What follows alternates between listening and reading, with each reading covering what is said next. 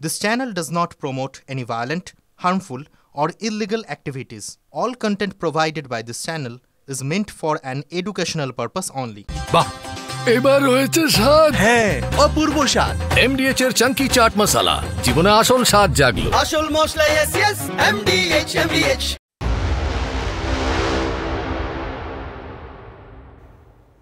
টিভি9 বাংলায় স্বাগত। হটস্পট নিয়ে আপনাদের সঙ্গে রয়েছি আমি শর্মিষ্ঠা। আজ তো রথের দিন। আমি সকাল থেকে ভাবছিলাম বেশ রথের ভালো ছবি দেখাবো আপনাদেরকে। পুরী, দীঘা, রাজ্যের সর্বোচ্চ, বিশ্বের সর্বোচ্চ রথ উদযাপন হচ্ছে, সেই ছবি আপনাদেরকে দেখাবো। কিন্তু না, ভালো কিছু হতে নেই, ভালো কিছু ভাবতে নেই, অন্তত এর রাজ্যে। কারণ আজ সকাল সকাল যে জঘন্য অপরাধের খবর আমাদের সামনে এলো, তাই আমরা সেখানেই ছুটলাম। শহর কলকাতায় কলেজের ভিতর এক ছাত্রীকে গণধর্ষণ করা হলো। আর যে এই ঘটনায় অভিযুক্ত সে রাজ্যের শাসক দল ঘনিষ্ঠ ছাত্র পরিষদের নেতা এবং ওই কলেজের প্রাক্তনী এবং ওই কলেজেরই অস্থায়ী কর্মী। তাই মনে হলো আজকে সারাটা দিন এই খবরের দিকেই থাকবো, এটার এক একটা দিক আপনাদের সামনে তুলে ধরবো। তাই দিকগুলোই আপনাদের সঙ্গে পরিচয় করে দিই। আজকে হটস্পট কলকাতায় এই ছাত্রীর গণধর্ষণের কাণ্ডে ঠিক কোন কোন দিকে নজর রাখছে। সবার প্রথম কসবার আইন কলেজে গণধর্ষণ, অর্থাৎ আইন কলেজে বেআইনি কাজ। একজন আইনের ছাত্রী এখন ভিকটিম, এই ছবিও দেখতে হচ্ছে।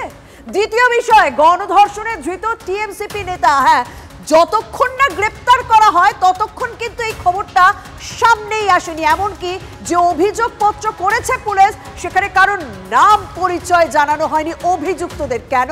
কেন ইংরেজি বর্ণ দিয়ে তাদেরকে উল্লেখ করা হলো, সেই প্রশ্নের উত্তর খুঁজবো। তৃতীয় বিষয়, পথে বিক্ষোভ বিরোধীরা। আমাদের রাজ্যে তো রাজনীতির সবকিছু ইস্যুতে হয়, কিন্তু সঠিক বিচার কি মানুষ পায়? হ্যাঁ, রাজনীতির ছবিও দেখাবো।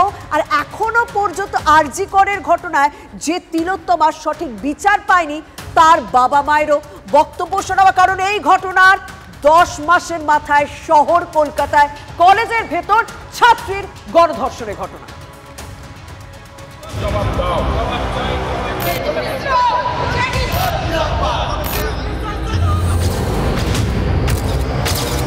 এখন আমাদের এক্সাম চলছে, কলেজের স্টুডেন্টদের ক্লাসই নেই। জিপি বললেন যে কলেজে পরীক্ষা চলছে, কলেজে পেপার 1 তারিখ থেকে সেপ্টেম্বরে। এর জন্য পুলিশ দায়ী। যে দুর্ঘটনাগুলো ঘটছে তাতে বাইরের টিএমসিপির কেউ না কেউ জড়িত। ঠিক আছে, কত ক্ষমতা আপনার? আমাদের আরজি করের ঘটনা থেকে আমরা কোনো শিক্ষা পাই না, নিজেদের গ্রুপে রেসারেসি। আজকে সকাল থেকে যে কলেজের ছবি দেখছেন না, সেই কলেজটা দক্ষিণ কলকাতা খুব প্রমিনেন্ট জায়গায়, কসবায়। কলেজ থেকে কসবা থানার দূরত্ব মাত্র 700 মিটার। মেন রাস্তায় কলকাতার একটা প্রমিনেন্ট জায়গায় সন্ধ্যে 7:10 একটা ছাত্রীর গণধর্ষণের ঘটনা ঘটে গেল, তো আবার কলেজের ভিতরে। আর জানেন তো, এই কলেজেই 2022 সালে একটা র্যাগিং এর অভিযোগ উঠেছিল, আর তখনও ওই পড়ুয়াকে হুমকি দেওয়া হয়েছিল, তখনও তার বাবা মাকে হুমকি দেওয়া হয়েছিল। আজও ঠিক এই ছাত্রীকে যেভাবে হুমকির অভিযোগ উঠেছে, তার বাবা মাকে জেলে গ্রেপ্তার করা হবে এই হুমকি দিয়ে তাকে ধর্ষণ করা হয়েছে বলে অভিযোগ উঠছে। ঠিক কি ঘটেছে সকাল থেকে, ঠিক কি কি দেখলাম আমরা আপনাদের সামনে তুলে ধরি। এত কিছু ঘটে গেছে। এই কলেজের ভাইস প্রিন্সিপাল, তিনি কিন্তু কিচ্ছু জানতেন না, তিনি আমাদের মিডিয়ার থেকেই নাকি সব খবর পেয়েছেন।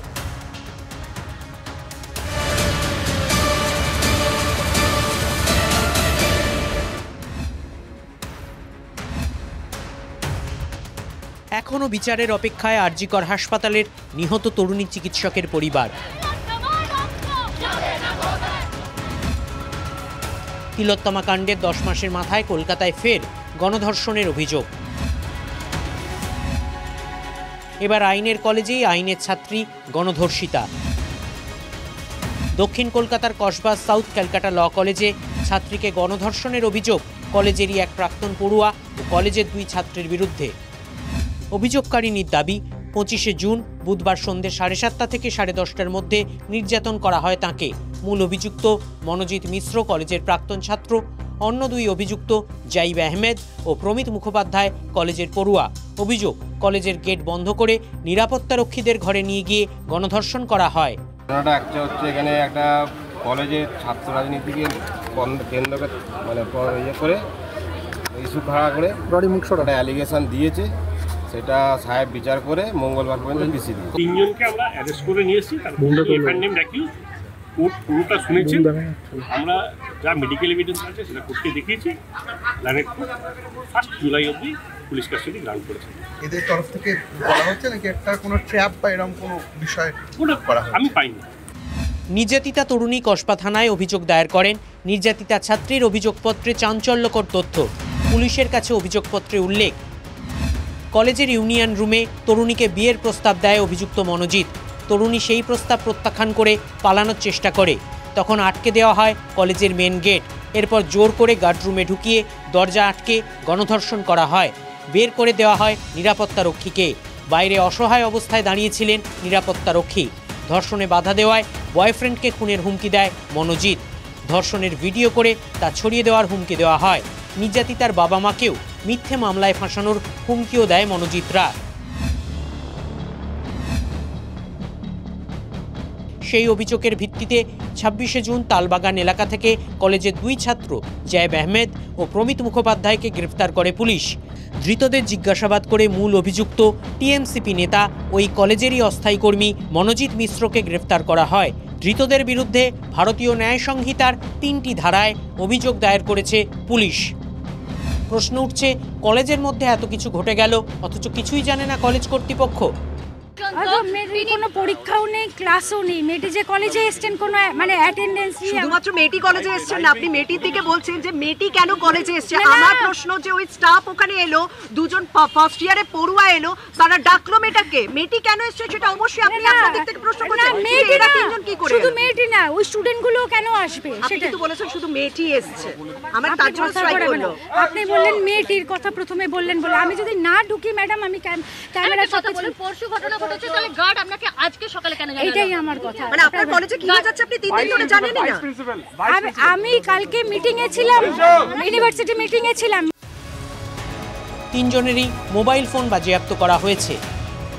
ভিক্ষা ভূঁইয়া, সুপ্রিয় গুহর রিপোর্ট, TV9 বাংলা। দেখুন, আমার স্পেসিফিক বেশ কিছু বিষয় রয়েছে জানো তো। বুধবার রাতে ঘটনাটা ঘটলো, মেয়েটা সাংঘাতিক ভয় পেয়ে গেল। সে তার বাবাকে সবকিছু খোলাখুলি করে বলল। পরের দিন সে অভিযোগ দায়ের করলো। আজ কি বার? আজ শুক্রবার। 3 জনকে গ্রেপ্তারের পর বিষয়টি পুলিশ সবার সামনে আনলো।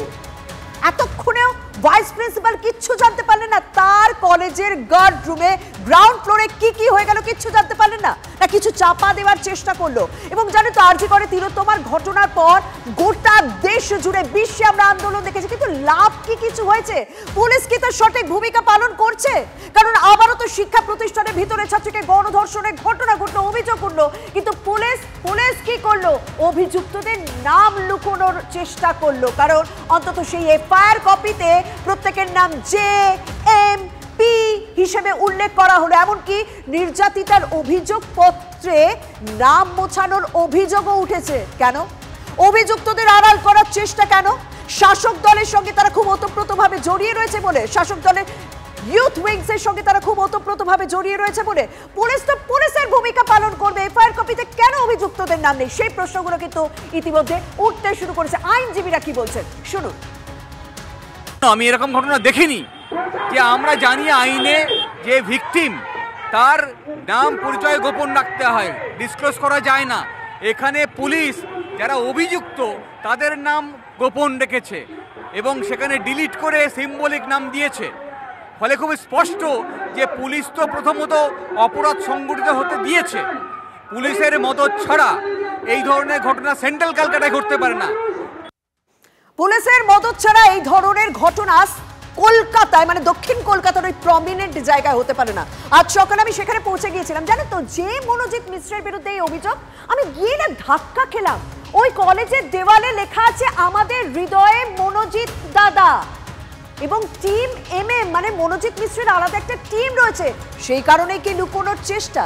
এবং যখন ঘটনাস্থলে গেছি তখন তো আরো অন্যান্য অভিযোগ আসতে শুরু করেছে না। এলাকার মানুষ সবাই স্পেক্ট নট, কিন্তু তারা বলছেন এই কলেজে প্রচুর দুর্নীতি হয় দিদি। এমনকি সেখানকার অস্থায়ী কর্মী তিনি বলছেন ভাইস প্রিন্সিপাল সব জানেন, বরং তিনি মনোজিৎ মিশ্রের কথা ছাড়া একটা কাজও করেন না। কলেজে সিসি ক্যামেরা বসানো হবে, সেটাও মনোজিৎ মিশ্র ডিসিশন নেবে। কলেজে যে কোনো বিষয়ে ডিসিশন সবার আগে নেয় মনোজিৎ মিশ্র, তারপর তাতে সই করেন ভাইস প্রিন্সিপাল। সেখানে দীর্ঘদিন ধরে একটা ঘোটালা চলছিল, যার মাথায় এই গণধর্ষণে মূল অভিযুক্ত মনোজিৎ মিশ্র। দেখুন, দক্ষিণ কলকাতা আমি ঠিক যে জায়গাতে রয়েছে, আমার পিছনের দিকে ওই ব্রিজ পেরোলেই গড়িয়াহাট, আর আমার সামনের দিকে হচ্ছে রুবি। এবং দক্ষিণ কলকাতা মেন রাস্তার পাশেই সেই কলেজ, দক্ষিণ কলকাতা ল কলেজ, যে কলেজে ছাত্রীর গণধর্ষণের ঘটনা ঘটলো এবং মেন রাস্তার একদম ধারে। এবং সব থেকে যদি স্পেসিফিক ভাবে বলা যায় না, কসবা পুলিশ স্টেশন থেকে মাত্র 700 মিটার দূরত্বে। আমি একটুখানি কলেজের ছবিটা দেখাই এবং মূল অভিযুক্ত যে মনোজিৎ মিশ্র রয়েছে, সেই মনোজিৎ মিশ্রের দাপট কতটা রয়েছে সেটা আমরা আজকে ধাপে ধাপে আপনাদের সামনে তুলে ধরবো। এই মনোজিৎ মিশ্র ঠিক কতটা দাপট, আমি একটুখানি কলেজের ভেতরে ছবিটা দেখাই। মনোজিৎ দাদা ইজ ইন আওয়ার হার্ট, অর্থাৎ শাসক দলের এই নেতা, যিনি এই কলেজের প্রাক্তন, আবার এই কলেজের অস্থায়ী কর্মীও, তার বিরুদ্ধে ধর্ষণের অভিযোগ। এই কলেজেরই নিচে গ্রাউন্ড ফ্লোরে এক ছাত্রীকে ধর্ষণ করা হলো। ভাইস প্রিন্সিপাল তিনি বলছেন তিনি কিছুই জানেন না, তিনি গার্ডের মাধ্যমে আজ সকালে জেনেছেন। এদিকে ঘটনাটা ঘটেছে বুধবার, আজ গার্ডের মাধ্যমে তিনি জানতে পেরেছেন, সিল করে দেওয়া হয়েছে এবং মিডিয়ার মাধ্যমে তিনি ঘটনাটা জানতে পারছেন। সত্যি কি তাই? এই সংক্রান্ত আরো বেশ কিছু তথ্য এবার আপনাদের সামনে তুলে ধরি।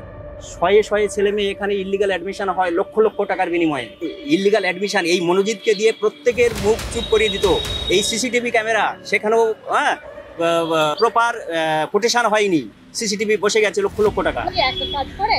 হ্যাঁ কাজ করে, এখন অ্যাক্টিভ। তাহলে গার্ডরুমে সেদিন বাইরে থেকে যখন টেনে হাজিরে নিয়ে আসতে হচ্ছে, সেগুলো কোথায় গেল? তা তো জানি না, সে মুছে ফেলেছে কিনা। রাজু কাহার বলে একজন আছে, যে এই কলেজেরই ক্যাজুয়াল স্টাফ। রাজু কাহার যে এগুলো ইনস্টল করেছে, তার কাছে কোনো রিমোট আছে কিনা, সে ডিলিট করছে কিনা, এটা বুঝতে হবে। আচ্ছা, মানে বলছেন এই কলেজে রাজু কাহার, মানে মনোজিৎই কি সর্বাই করে? মনোজিৎই সর্বা। আর মনোজিতের মাথায় কার হাত আছে? মনোজিতের মাথায় হাত আছে তৃণাঙ্কুর আছে, ও তো পলিটিক্যালি আছে, সার্থক তো আছে। আর আমাদের কলেজের গভর্নিং বডির প্রেসিডেন্ট অশোক দেব, বজবজের এমএলএ। আচ্ছা, আর ভাইস প্রিন্সিপাল হ্যাঁ ডক্টর নয়না চ্যাটার্জি, এবং যার ভাইস প্রিন্সিপাল হওয়ারই যোগ্যতা নেই, এবং তাকে কিন্তু এই অশোকদেব করিয়েছে। এখন কলেজে পরীক্ষা চলছে, তাই তো? না, চলছে না। ভিপি বললেন যে কলেজে পরীক্ষা চলছে। কলেজে 1 তারিখ থেকে সেপ্টেম্বরে, এবং আমি আপনাকে দেখিয়ে দিচ্ছি, সেপ্টেম্বর 1 তারিখ থেকে form fill up. Vice principal তিনি কি জানতেন না সত্যি? উনিও কি আজ সকালে জানেন? এবং সেদিনে ওই মনোজিৎ মিশ্রের সঙ্গে শুধু মোবাইলের কল রেকর্ড ঘাটলে দেখা যাবে যে কতবার ভাইস প্রিন্সিপালের সঙ্গে কথা হয়েছে। কারণ মনোজিৎ মিশ্রের একটি কথা ছাড়া ভাইস প্রিন্সিপাল কিছু করেন না। কলেজের একাংশের, মানে কলেজের যে প্রশাসনিক কর্তারা রয়েছে তাদের একাংশের ভূমিকা নিয়ে প্রশ্ন উঠছে এবং কলেজের নিরাপত্তা নিয়ে প্রশ্ন উঠছে। যে সিসি ক্যামেরা দেখালাম না, সেই সিসি ক্যামেরাও নাকি এই মনোজিৎ মিশ্র তিনি ইনস্টলেশনে একটা প্রধান মাথা হিসেবে কাজ করেছিলেন। তাহলে কি এই সিসি ক্যামেরাতে, মানে যিনি রক্ষকের ভূমিকা পালন করেছিলেন, তিনি যখন ভক্ষক হয়ে উঠলেন, তার কি কোনো রকম এভিডেন্স বা এখানে কোনো রকম প্রুফ রয়েছে, কোনো রকম প্রমাণ রয়েছে? সেই প্রশ্নগুলো যেমন তুলছে, কিন্তু এই ভাইস প্রিন্সিপাল যখন যুক্তি দিচ্ছেন যে এই কলেজে পরীক্ষা চলছে, কিন্তু না, এখানকার অস্থায়ী কর্মী বলছেন যে কলেজে পরীক্ষা শুরু হতে সামনের মাস, মানে সেপ্টেম্বরে, আরো 1 মাস পর সেই সেপ্টেম্বরে সেই পরীক্ষা শুরু হবে।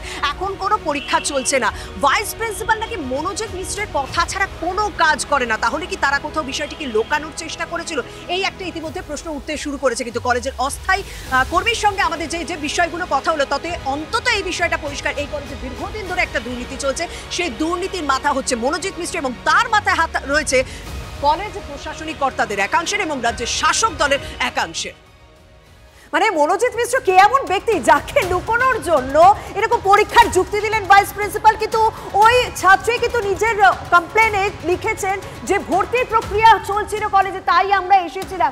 আর উনি মানে ভাইস প্রিন্সিপাল বিষয়টিকে লুকোনোর জন্য পরীক্ষার যুক্তি দিচ্ছেন। কে মনোজিৎ মিশ্র আমাদের এই গ্রাফিক্যাল প্রেজেন্টেশনে আপনারা দেখতে পাচ্ছেন। কারণ মনোজিৎ মিশ্রের রাজনৈতিক পরিচয়, কার কার হাত রয়েছে মাথায়, সেটা পুরোপুরি আমরা বিস্তারিতভাবে দেখছি। কিন্তু আমাদের রাজ্যে তো সবকিছু নিয়ে রাজনীতি চলছে।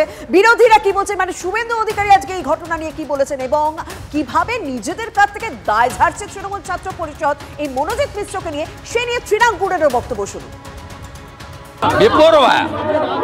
বেপরোয়া হয়েছে এরা, এর জন্য পুলিশ দায়ী। মনোজ বার্মা, বিনীত গোয়েল, রাজীব কুমার দেখুন সব কি করছে গিয়ে ওখানে। কলকাতা পুলিশকে তো পুরো নিয়ে চলে গেছে দীঘাতে। লোক তো নেই দীঘায়, জামা খুলিয়ে পুলিশকে দিয়ে হাঁটাবে। এই রাজ্যের মুখ্যমন্ত্রীর চেয়ারে থাকার যোগ্যতা নেই। আমরা ইস্যু টেক আপ করছি এবং খুব বড় জিনিস হবে, বড় হবে। আমি একবারও আমরা কেউ অস্বীকার করিনি যে না, সে তৃণমূল ছাত্র পরিষদ করতো না। বেশ কয়েক বছর ধরে সেই কলেজে তৃণমূল ছাত্র পরিষদের কোনো রানিং ইউনিট নেই। 2022 সালে তৃণমূল কংগ্রেসের জেলার তরফ থেকে, ছাত্র পরিষদের তরফ থেকে জেলা সভাপতি যেই কমিটিটা করেছিলেন সেই কমিটিতে কিন্তু এই ছেলেটির নাম নেই। আপনারা দায় ঝেড়ে ফেলতেই পারেন, কিন্তু প্রশ্ন তো উঠছে কোথায় এতটা সাহস পেল এই টিম এমএম এর মাথা মানে মনোজিৎ মিশ্র, যে নিরাপত্তা রক্ষীকে বাইরে দাঁড় করিয়ে সে একজন ছাত্রীকে কলেজের গার্ড রুমে ধর্ষণ করলো। কোথাও তো একটা সাহস পেয়েছে, কোথাও তো মাথায় একটা হাত পেয়েছে। আজকে যখন এই খবর করছিলাম না, তখন আমার সত্যি গত বছরে সেই অগস্ট মাসের কথা মনে পড়ে যাচ্ছিল, সেই তিলোত্তমার কথা মনে পড়ে যাচ্ছিল। কারণ সেখানেও আরজি করে যে এমার্জেন্সি বিল্ডিং রয়েছে সেখানেও ওই ছাত্রীকে ডিউটিরত অবস্থায় ধর্ষণের শিকার হতে হলো। সেদিনও তার বাবা মায়ের সঙ্গে কথা বলেছিলাম, আজও আমরা তার বাবা মায়ের সঙ্গে যোগাযোগ করেছি, তাদের আরতিটা একবার শুনুন। 9 আগস্ট যে ঘটনা ঘটেছিল, পুলিশের কাছে চার্জিং মামলাটা ছিল, পুলিশ তো কোনোই কাজ করেনি, ব্যাপারটা ধামাচাপা দেওয়াতে আরো প্রশ্রয় দেওয়া হয়েছে অপরাধীদের, সেই জন্য এই সমস্ত ঘটনা আরো ঘটছে। এটা যত ঘটবে তত আমাদের শিক্ষা প্রতিষ্ঠানগুলোর গৌরব কমতে থাকবে। আইনের সাথে সে আইন মানে শিখতে গেছে, তার সঙ্গেই এরকম হয়েছে। তার কাছে যাবে মানুষ, জীবনের কোনো মূল্যই নেই, এরকম একটা পরিস্থিতি তৈরি হয়েছে। প্রশ্রয় পায় যারা অন্যায় করে তারাই, সেই জন্যই আরো অন্যায়টা বেড়েই চলেছে। জানেন তো, এই ঘটনা নিয়ে সারাদিন কসবায় ছিলাম, ওই ল কলেজের সামনে ছিলাম, এবং সারাদিন যখন এই খবরটাকে দেখছিলাম তখন আমার বেশ কিছু প্রশ্ন মনে এসেছে। সেই প্রশ্নগুলো দেখুন তো আপনার মনের সঙ্গে মেলেন কিনা, আমি প্রশ্নগুলো একটুখানি দেখতে চাই। প্রথম প্রশ্ন, তিলোত্তমা কাণ্ডে 10 মাসের মাথায় ফের কলকাতায় গণধর্ষণ ঘটনা ঘটল, দায় কার? কাউকে তো দায় নিতেই হবে। পরের প্রশ্নটা যদি একটু দেখি, সরকারি সাহায্যপ্রাপ্ত কলেজে কোথায় ছাত্রীদের নিরাপত্তা? শুধুমাত্র তো সাহায্য দিলে চলবে না, নিরাপত্তাটাও তো অ্যাসিওর করতে হবে কাউকে না কাউকে। তৃতীয় প্রশ্ন, ডাক্তারি পড়ুয়ার পর আইনের ছাত্রীর সম্মান নিয়ে ছেলেখেলা কেন? তাহলে সাধারণ মানুষের মনে এই ঘটনাগুলো কিরকম প্রভাব ফেলতে পারে বলুন তো। পরের প্রশ্নটা, এখনো আন্দোলনে তিলোত্তমার পরিবার, সুবিচার কবে? তিলোত্তমারই সুবিচার হয়নি, তাহলে এই মেয়েটা সুবিচার পাবে তো?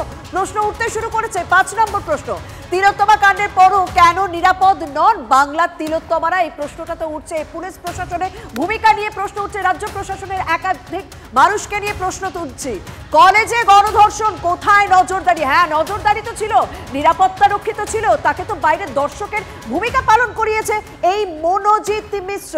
প্রশ্নগুলো আপনার মনের সঙ্গে মিলল কিনা জানি না, পরে জানাবেন। যাই হোক, আজ হটস্পট এখানে শেষ করছি। আর অন্যান্য খবরের জন্য নজর রাখুন TV9 বাংলার সঙ্গে থাকুন।